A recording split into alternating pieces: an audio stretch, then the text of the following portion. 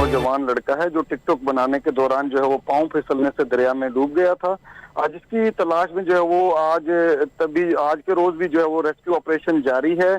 5 रोज से रेस्क्यू की जानिब से जो है वो ऑपरेशन जारी था, ताहम अब इस ऑपरेशन में जो है वो पाक फौज और पाकिस्तान नेवी के गोताखोरों ने भी इस ऑपरेशन में हिस्सा लिया है और रेस्क्यू और इमदादी टीमें नौजवान की तलाश में दरियाए सिंध में चाचना शरीफ के मकाम पर जो है वो बेनजीर भुट्टो शहीद पुल के करीब जो है मुश्तरका तौर पर ऑपरेशन जारी रखे हुए हैं। और दरिया में डूब जाने वाले नौजवान सिकंदर खान का ताल्लुक जो है वो नवाही इलाके सरदारगढ़ से है,